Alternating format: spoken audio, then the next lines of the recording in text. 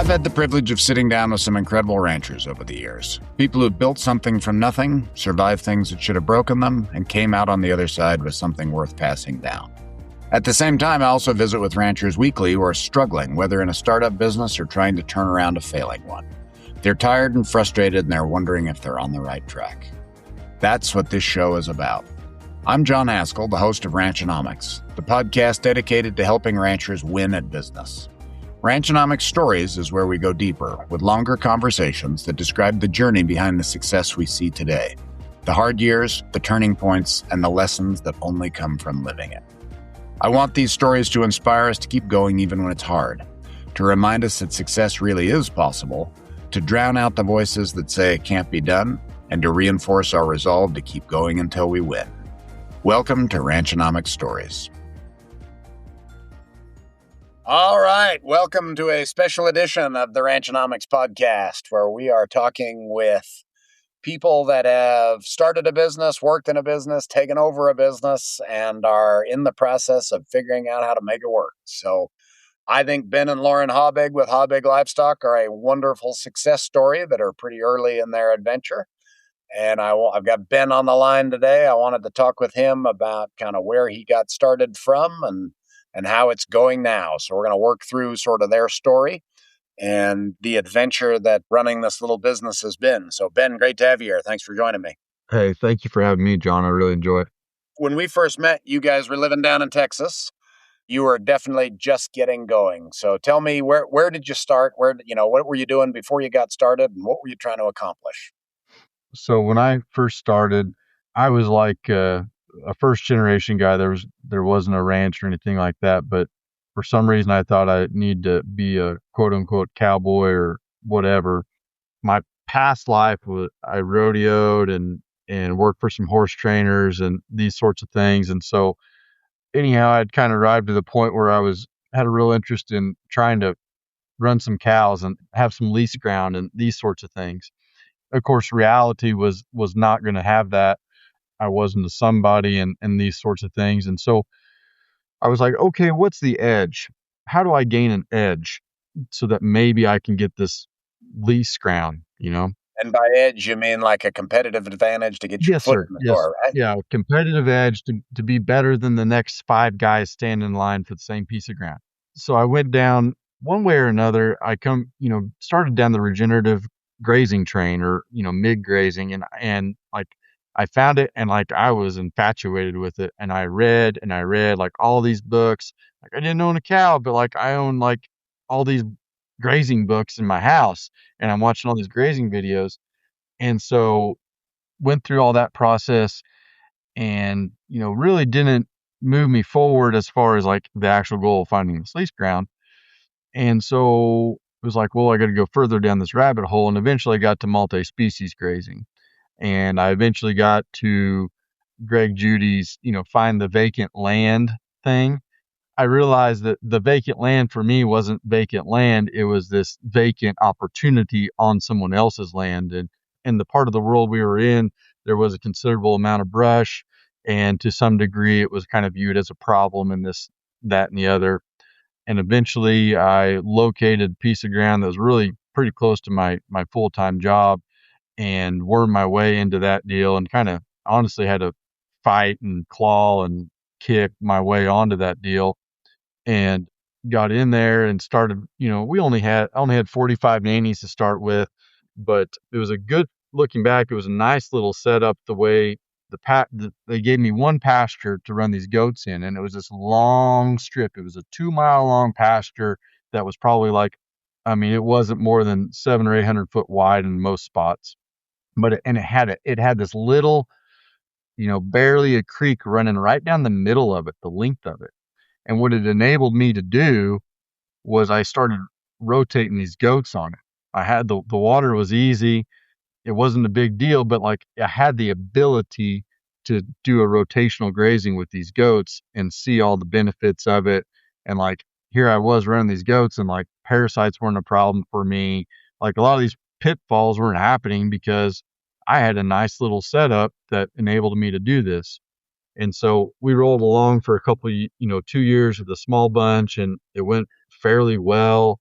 And so then I worked my way onto more of that particular ranch and bought in a good whack of nanny kids, and here we go. And that was a little painful, bringing all them nanny kids in and thinking that they were going to breed up and work out and whatnot, but that's what we did. And so after about 5 or 7 years of that, I realized that we really liked the goats.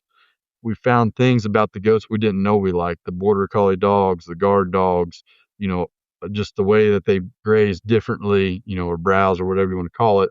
It was just all very interesting. Seemed to be a good path forward for us. So that was kind of the initial start of it. Yeah. And do I remember you and Lauren telling me years ago that you started with like 15 or 16 grand of investment in this thing? Like it was pretty small, if I remember right. Yeah, I think back then I bought like 45 nannies for $170 a head. And so whatever that math is, I was in the I don't think that's vicinity of even $10,000. Yeah, that's $7,600. something like that. Yeah. And it's funny too, just it sounds good to say it, but I was living in a duplex at the time. So I always thought if I write a book one day, I'm going to call it Ranching Out of a Duplex. I love it. Good. Yeah, yeah. You were living in a duplex because you lived kind of close enough to town and it was cheap, I assume. Yeah, Okay. no, I Did you lived own the in duplex town or and were you renting? I was renting it. Yeah. Yeah. Yeah. So I was Awesome. renting a duplex and that's how we actually started. Good. And you were working at a vet clinic? Do I remember that right? Yeah. Down there in the part of the world we were in was a really major epicenter for Western performance horses. And so I was working at an equine veterinary clinic, and hence some of my past life. It was literally down the road from this pasture that we got a hold of. So it facilitated what we were doing. Yeah. And I'm assuming at the beginning with 45 goats, you weren't paying yourself very much, right? You guys were kind of pouring everything back into the Oh, yeah. Yeah. No, enterprise. didn't pay myself anything. And it was, yeah, put it all back in. I bought those goats and got a line of credit from Farm Credit. And basically that was my checkbook, and just all proceeds went into it. And I owned the goats through the line of credit and just had that single line of credit and worked out of it. Yeah. Spectacular. Okay. All right. So let's keep going. What in those early days, what were some of the challenges? What were the hard parts? Or was it all fun at the beginning? No, no, it certainly wasn't. Hard parts were, you know, becoming efficient with electric fence. I wasn't successful at finding the information out there and the knowledge out there to run these goats behind electric fence for somebody else to teach me how to do that with temporary and be efficient at it. And so I kind of had to You figure needed it a out on Greg my Christensen in your life, huh? well, and I read his books too, and that's where a lot of the idea came from to begin with his offsets of electric. But as far as being efficient with that temporary fence, I didn't really find that. But it compiled a few different ideas. It was just a learning process, a learning curve, and we definitely got there. But there was some pain in there of figuring out how to do that early on. When I started, all I had was a pickup and it was truly a tin can of a little bumper pull stock trailer, but there's no four-wheeler. So I was Yeah. I built Everything on foot. everything on foot. Yeah, I started out with temporary posts and a trash can dragging it around in the pasture. You hadn't graduated to a golf bag yet, huh? Yeah, yeah. Anyhow, that process of becoming efficient with my electric fence, that was a little painful at the beginning, but it was fun in that I felt good because I felt like I developed a pretty good way for putting up two strand for goats in the pasture sizes that we operated in and stuff. And that's where the YouTube channel that we have, a lot of that was about that stuff. And I kind of did that YouTube channel because one, to show my family what I was doing because they were out of state, and so here it is, Ben running goats in Texas, like he's lost his mind. But they could see these videos and see what I was doing, and they liked that. But then also I couldn't find that resource out there for the fencing, and the YouTube for me was a way to kind of do that for people. Yeah, awesome. Awesome. Kind of giving back right from the get-go. Yeah, sort of. Yeah. And kind of build your name while you're doing it just a little bit. Right? Love it. All right, so then let's move on a little. So you and the other thing that makes me laugh, you describe yourself as fighting, clawing, and biting yourself onto this place. You're one of the most mild mannered people I know. The idea of you fighting yourself onto a lease is pretty fantastic. So okay, so let's kind of move on. So where did things go to next? So basically, there's this idea of like, okay, like a lot of people, we want to be bigger, and don't want to have a full time job anymore. How do we do this? And so we went to the Ranching for Profit school, and that was like February of 21, pretty sure. Went to that, Where'd you go? Rapid City. Yeah, great. And we did that, and we found out about the executive link board, the business board that is through Ranch Management Consultants, who puts on the Ranching for Profit schools. And we were like, this probably, we don't know how this is going to help us, but we need this in our life for some, one way or another. This is going to have something to do with moving us forward. And so at the school, we're like, okay, we want in, but they said at least they didn't have any holes on the central and southern chapters. So they put us on the northern chapter, and which we were fine with because we were kind of 45 minutes or so west of Dallas Fort Worth Metroplex. And it's a massive thing if you've never been there. It was exploding at the time, is still exploding. And for us, we saw the writing on the wall that where we were at, we didn't want to be in the foreseeable future. So, we were fine with the idea of moving was already in our head. And we took that spot on the EL chapter. And, I was there at the equine center at the veterinary clinic.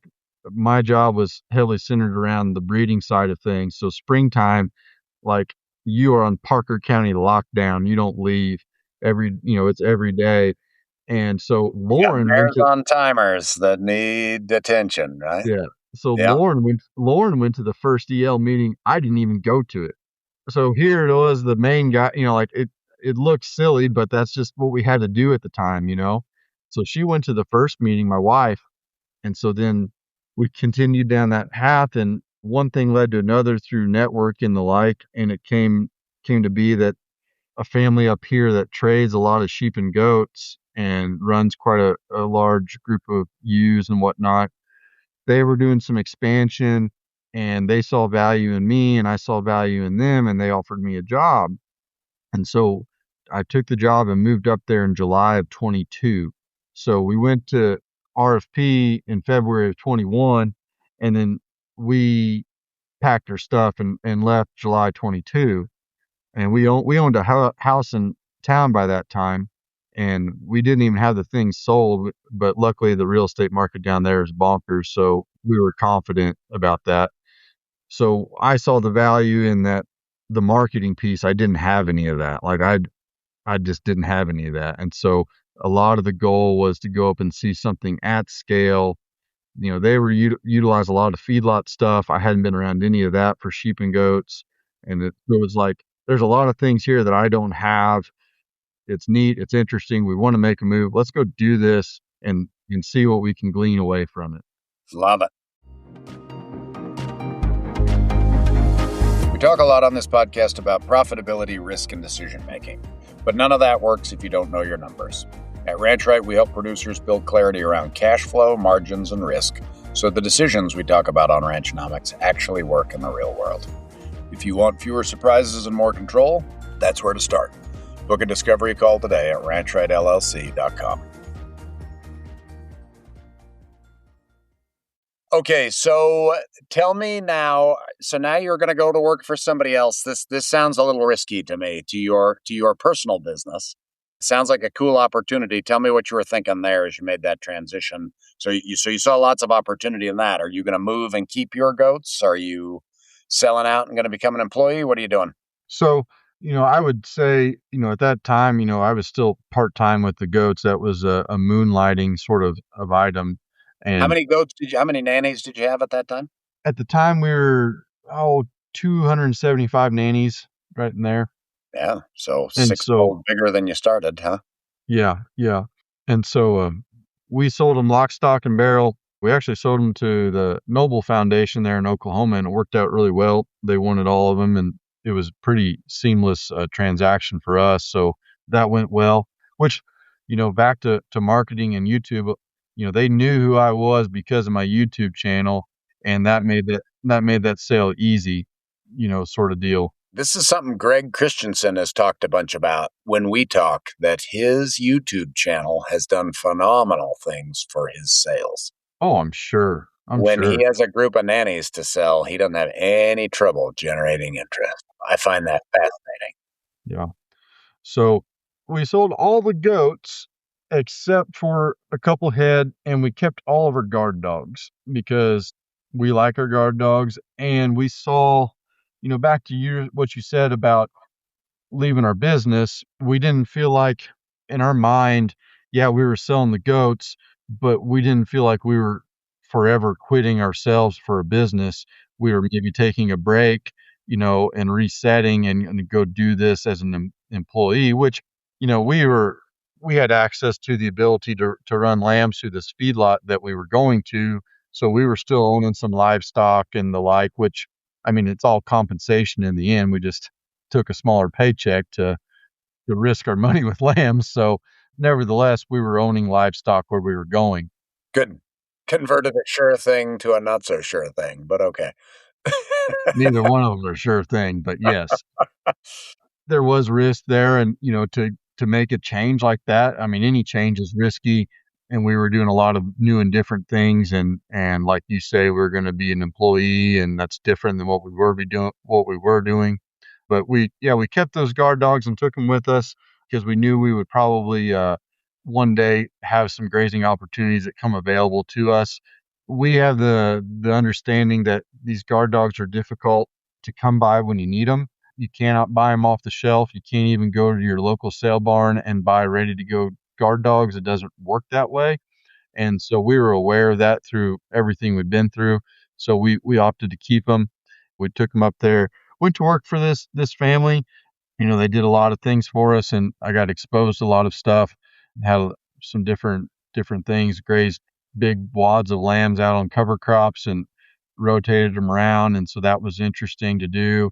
Had some really big flops. Tried grazing residual hailed out wheat is what we grazed, and got some real education real fast on this arid West country, you know, where we were in Texas, Weatherford, Texas, we'll call it a 32-inch rainfall right in that part of the world. Up here, we're living in 14, 16-inch kind of rainfall. So vastly different environment. And my Texas grazing eyes didn't work very well in Montana for a while. And that was a learning curve. And so, yeah, I mean, went out and we turned we had 2,500 head of lambs out on some hailed out wheat. And when we went to look at the wheat, then this would have been, I don't know, September or something. There's green coming up after this hailstorm, but then, there was no water after that, and that dried up, and we dumped all them lambs out. And this is big field, I mean, like big country, farm country fields, but it all dried out, and those things were not happy. I couldn't keep them fenced in. All this farmed out country. I don't think the soil health in it, I don't think is very good. And running electric on that stuff is harder because it just doesn't ground out as well. Never mind, it's dry and everything. And so, anyhow, that was a big learning experience for me. Tuition was paid on that one, huh? Yeah, yeah, yeah. So, grazing dry land farm residue is not at the top of my list anymore. You know, I'll just take some native and go pour some protein or some energy out on top of it, and we'll do it that way if we need to, or some other combination. But the grazing the cover crops, we had a big whack of lambs on it, and it went really well. Cool. What kind of cover crops were you grazing? Is this like turnips, or is this? Yeah, it was 7-way mix. We had some sorghum Sudan in there, some turnips. It's been a while now, but it's like say a 7-way mix, and some warm season, some cool season stuff to kind of stretch it out, and that worked really well. So that was a good experience that we had that was neat. Excellent. All right, so where'd we go next? So we rocked along there, part of the reason I got brought up here was essentially, we'll call it a satellite lamb feedlot that this family had started on someone else's land, somebody else's feed base and all these kinds of things. And I was living there. I was part of the daily management on that. And well, anyhow, we did that for a winter, and then, it didn't happen again the next year. So just couldn't come to agreements on different things. So a lot of the reason I'd come up, wasn't there anymore. We were also doing some things with management on some of these lambs that we had, that some contracts changed where it wasn't quite so necessary anymore. So a big bulk of what I was going to be doing there kind of evaporated after a while. But in that meantime, we stayed in Executive Link. Like, I didn't leave Executive Link, even though I wasn't a quote unquote business owner anymore. We stayed in it because we knew we were headed that way. So it wasn't like a big letdown, because that was already kind of where we were going to go anyhow. Yep. The transition was temporary. Like, you were definitely looking at, this is going to get you into new part of the country and into new opportunities. And Right. So, and we looked at it as a stepping stone from the beginning, and so did the employer. It wasn't a shock for anybody necessarily. Didn't go exactly the way we had thought, but anyhow. So then we're sitting there going along that route, and in the meantime, in parallel, through our executive link board, an opportunity for prescribed grazing came available. And, this is like January of 24, and became aware of it. Went and met the landowner. He was fully bought in, for no chemical. I mean, he's as good a client, as you could hope to get for in this vein of what we're doing. Struck an agreement. We got in with an adjoining ranch for some additional grazing that made it big enough that it made sense to bite into it, and for us to transition. And so we made that leap there in the spring of 24, and, went grazing with these goats and bought in a bunch of cull nannies. Surprisingly enough, really hard to give away goat grazing in the summer to get somebody to send you goats. So thought that was going to be a little different, but we broke off and bought all these nannies ourselves, essentially, and made that happen. And we grazed dry nannies, and we, the place I'd been on utilized H2A labor, Peruvians that come up and are herders through the summer often. So I got familiar with that concept, and I knew that if I wanted to do this prescribed grazing, I wanted to do it at scale. I wanted to do it in the sense of a business where everything doesn't hinge on Ben Habig, that when I break my leg or whatever, the show doesn't stop completely. And so we took it as, we're going to gear this and proceed directly to a scalable model to where we can bring in labor and add units if we choose to do so. I had a contact and was able to get a guy up here to help me for the summer. He did, and unfortunately enough, he didn't get there until halfway through. And so I was the herder to start with, and I think it was ideal, really, because it it forced me to do it myself, while I've done plenty of electric fencing for goats and grazing and the like, but it worked out fine. I brought a Peruvian herder up to help me with the fencing and the like, so that when we do have a fire, when we do have a problem, when something breaks down, you can go to town, you can do what you need to do as a business owner to make things work. And maybe it's a good point to dive into a little bit of just this prescribed grazing and what it looks like. With what we're doing to provide value, it's a very intensive management situation, and I'm on the ground. I'm taking before and after photos a lot. I'm providing these landowners with reports essentially every 10 days, or, right in that kind of window of what we're doing, where the goats are at, what we're observing. And, a lot of our clients are absentee, or they've got other things going on. They're managing other parts of the ranch, this, that, and the other. And so bringing that report to, and if there's multiple people involved, multiple owners, you can email that report out and everybody's on the same page of what the goats are doing, and it doesn't get forgotten about, sort of thing. So doing that and keeping a close eye on where we're going and building our grazing structure. Also, water's a challenge, just like, in the American West for stock water, which is honestly part of why we're here and needed, because it's hard to achieve the grazing management necessary with your cattle operation because of the limitations of stock water in our country with terrain, but more so even the stock water. If we were to concentrate those cattle and move them as regular as we needed to, it would be difficult to achieve in a lot of these range settings. And that's what a lot of these problem weeds need. But for various reasons, it's hard to achieve. And the goats, we can just do a little bit better job because they're so selective and their water requirements are lower. And we are essentially substituting labor and management for infrastructure is what it boils down to.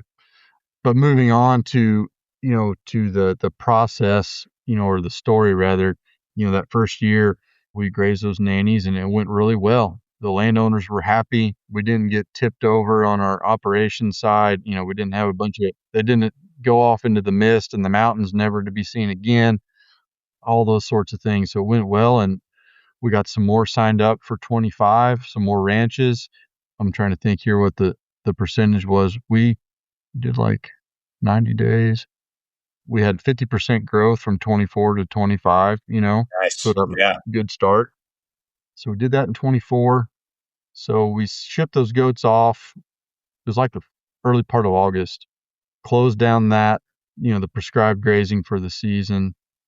Came back home. And in the meantime, we were still renting this property that had been living on with our previous employer. And so we're renting this, and we know we need to get out. We know we need to get on some sort of land base ourselves so we get some control over our life. Hence the buying the coal nannies and then dumping them in the fall and losing money on the ownership piece of that operation because we had nowhere to go with them. So we went real estate shopping essentially, and with full disclosure, with the help of my in-laws family, we got a property bought, kind of a headquarters type property, a little southwest of Billings there. Good location for this this prescribed grazing business, where a lot of our work is occurring, and got that purchased in the December of 24. And so, it had a 1 bed, 1 bath little barn dominium on it basically. And we threaded the needle and moved in January while the weather was good. And after about 10 days of getting our stuff sorted around, then the snow came and the hammer fell, and it was real winter for the next 60 days or so. So we got real lucky that we weren't moving in the middle of the snowstorm, I guess. But Yeah, especially not if you're moving in January. That's a high risk time. you bet. We just got lucky is all it Good amounts for to. you. Just dumb luck. And of course, we still had, we had just a small handful of small ruminants with us and those guard dogs still, so that we, we moved them again. We moved on to this place, of course, had zero infrastructure on it. It had a well, had one stock tank, had a developed spring, like a 1 gallon a minute spring. And the well is the same, 1 gallon a minute. So like water's poor here. Yeah. Not going to run 1,000 cows on that spring. No, sir. No, sir. Anyhow, there's also a lot of room for improvement there, which is kind of what we're after, because we see it as essentially a real estate sort of flip with we've kind of have a 3 to 5 year time horizon on this ordeal, attempting to, through some of our own efforts, but a lot of contracted efforts, improve this property and try to put some value into it and turn it eventually. We also, going into 25 now, we started down the path of buying back roughly half of that property through FSA's beginner farmer rancher loan. Really good terms, really good interest rate, and a lot of hoops, but we managed to do that. We got that closed 60 or 90 days ago now. So that was something we were able to do to take some of that off of their plate. and get ourselves bought into the deal. We still going down a good path here? Oh yeah, this is good. So what I want to ask you next is what have been the parts that have been hard about this sort of second and third stage, right? And I just want to review because you started off wanting to be a cattle rancher, right? And then we pivoted into, well, we're gonna go goats and sheep because we can get our toe in the door. Then we moved 1,000 miles or 1,500 miles, which has its own whole set of challenges, and scaled back your personal operation, and now you're back in the phase of scaling it back up, and you've gone even further to my mind from, or in my mind, from just being a commercial goat raiser and grazer to now this prescriptive grazing business, and now you're owning real estate. So that's a lot of pivots, which is awesome. We're following the zigzag principle perfectly. What have been the parts that have been hardest about those changes? So the hardest part on these changes, obviously for like most people can relate to this much physically moving your home is difficult. That's not fun. We don't enjoy it, but no pain, no gain, I guess. And so Good. I'm glad you see it that way. I sure hope it equates to some gain, obviously. But the physically moving part, has not been fun, but we've just dealt with it, and I think we have, both my wife and I, we like to be organized and these sorts of things. And I think that's a lot made it easier or doable at least. So that's been a difficult part for sure. Then, adapting to new country, like I mentioned earlier about your grazing eyes, that was huge, huge. And I'm not even there yet. I'm better than I was before, but that's going to be a long-term sort of learning curve, of course, which it is for everybody. But so that's been tough, of understanding that, the concept on stock water. The place I was on in Texas, there was not a single pump. There was not a single pipeline. There was not a single float, trough, whatever. It was all surface. And, I was fortunate enough in the years I was there, we didn't have some horrendous drought run through us and dry all that stock water out. We got close a time or two, Right. Which can but happen. Yeah. you Right. bet, you bet it can. And I just didn't encounter that in the window of time I was doing it. But point of story is I wasn't privy to all that, And so coming up here and, dealing with wells and solar wells and all that kind of stuff was a big learning curve, and more troughs, you know, trough space. We talk about grazing these animals. The more condensed we get our cows, the more they go up in onesie twosies to get a drink. And that's true. Small ruminants, it's less true. Even when you have them bunched up, they still have a greater tendency to go as one bunch. And not as a big a deal if they've got access to that water all the time, of course, but with our prescribed grazing stuff, sometimes we got to walk those animals to water every day. And so when you take that whole wad of them and they get one or two chances of drink a day, you got to have enough trough space and you got to be there long enough. And that's judgment and that's time and that's hard. So those are some things. The real estate piece, holy smokes, it's for a place as big as the American West, there's hard to find stuff that's good for sale. Naturally, people want to sell you, the balded off hill with no water available and you get to haul your water into your house. They'll Yeah. sell you that.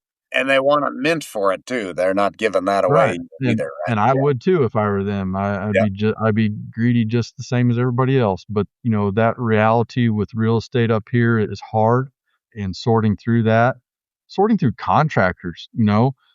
We talk about this. Some construction and the like. People that have the time or want to show up and work. That's tough. And then finding the ones who do good work. That's a learning curve when you settle yourself in a place, in a town. Naturally, people who've been there for a while, they already know all that information, and we didn't have that. So we've had to sort through it and, try to draw on people that we know to do a better job. But, that's been a learning curve. Yeah, that's awesome. Certainly, like we said, the FSA, beginner farmer loan, that was difficult. Really learned the value of we went through Farm Credit for our stuff up here. Ag West, I think, is the branch or whatever you want to call it. Our loan officer has been awesome. Like, I've struggled in finance to find people who really wanted to work for me, that, whether it was the teller at the counter or your loan officer or whatever. But we were really fortunate. We found a good person there, and it's been huge and was huge in that facilitation with FSA, because I think a lot of other banks and loan officers wouldn't have been as helpful for us. And I think a lot of people who've gone down that path, they get bogged down and they don't make it happen at the end of the day. Whereas we had a good person there and it facilitated that. So that was huge. Yeah, it makes it. And again, we talk about this all the time, but the world is about relationships, right? Business is about relationships. And when you move 1,500 miles, not only are you not near family and things that are familiar, but you give up all of those critical relationships and have to start them over again, right? Right. Right. And that's, and that's like stuff that you knew before you did it, but you didn't know as much as you thought you did. Like, it's just so apparent now. In one way, it's common knowledge that everybody on this earth should already know. But when you do something like this, it becomes wildly, wildly evident. Yep. There's a difference between knowing it in your brain and living it, right? Where it's like, oh, now I'm getting the full experience. So Right. awesome. All right. I want to talk about one more thing. I've got a question, then I want to pivot a little and talk about your marriage with Lauren. So is there any of it that you would skip? Any of it you wouldn't do again? Or are you pretty happy with the way things are going? I know there are always questions and always doubts as you're going along. Yeah. Yeah. No, that's a good question. There's definitely, parts where I think back, and some of it's just my personal nature. We'll dive into that with the Lauren question, I think, here in a bit. But I have a tendency to look back some and question things, and I can see places where maybe if I had stuck harder and longer, and like we talked about earlier about pushing through that little hard spot, where I might have come on the other side and I might be further along than I am right now, honestly. As far as if you're just talking about general success, certainly wouldn't be doing what I'm doing today. But I really enjoy the place that we're at right now. And I think there's a lot of opportunities in front of us. And I mean that genuinely. And so it's hard to say, but sometimes I stop and think about, okay, like Ben, like if you quit all this today, what would you go do? And I don't come up with a very good answer. You You know, wouldn't go back to the vet clinic in Weatherford and breed mares all spring? no, sir. No, sir. No, that was a different life. But, to do the things that I'm doing and the way that I'm doing them is pretty special and unique. And I don't know what else I would go do that I would be as satisfied with right now. Yeah, that's fantastic.